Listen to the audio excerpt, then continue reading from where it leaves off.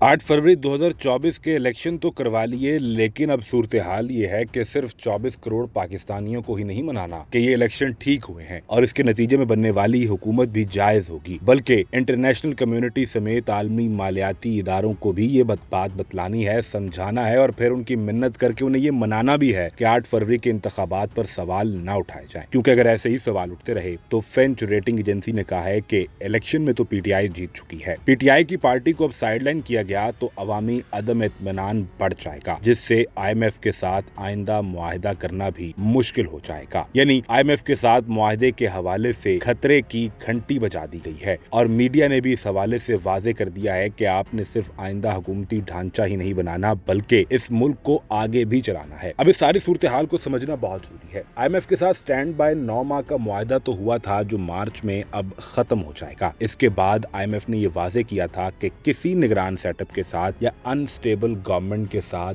बातचीत तक नहीं की जाएगी। मुआहिदा करना तो बहुत दूर की बात है। अब अगर अमेरिका, बरतानिया और मगरबी कम्युनिटी 8 फरवरी 2024 के इंतखाबात को तस्लीम ही नहीं करती तो आईएमएफ इन इंतखाबात के नतीजे में बनने वाली हुकूमत से किस तरह बात करेगा। इस सारी सूरत हाल पर फिंच जो आलमी रेटिंग एजेंसी है, इसकी जानिब से एक खतरे की घंटी कहा जाए या आने वाले बहरान की पेश गई इतला, ये आर्टिकल लिखा गया है जिसमें ये वाजे किया गया है कि तमाम तर सूरत हाल का आईएमएफ मुसलसल जायजा ले रहा है और आईएमएफ भी ये समझता है कि इंतखाबात में तहरीक इंसाफ के उम्मीदवारों की पोजीशन मजबूत है। इसके बावजूद उन्हें अवामी मैंडेट मिलने के बावजूद गवर्नमेंट नहीं बनाने दी जा रही। आइंदा सियासी अदम इस्तेहकाम बढ़ेगा, इसके नतीजे में मुआशी अदम इस्तेहकाम बढ़ेगा। एक हैंग पार्लियामेंट होगी जिसमें तहरीक इंसाफ के आजाद उम्मीदवार जो खा किसी पार्टी से इत्तेहाद ही क्यों न कर लें, इसके बावजूद उन्हें गवर्नमेंट नहीं बनाने दी जाएगी। तो इस सब के बाद आईएमएफ भी और दीगर आलमी मालियाती इदारे भी पाकिस्तान की मुंतखब या फिर आप चुनतखब हुकूमत कहिए उससे मुआहिदा नहीं करेगा। फिर सवाल ये पैदा होता है कि जून 2024 का बजट कैसे बनेगा, पैसे कहां से आएंगे, डॉलर्स कैसे मैनेज होंगे। आने वाली हुकूमत के सामने ये इतना बड़ा पहाड़ है कि शायद पीडीएम 1.0 ने 16 माह की हुकूमत में भी इस पहाड़ को नहीं देखा होगा।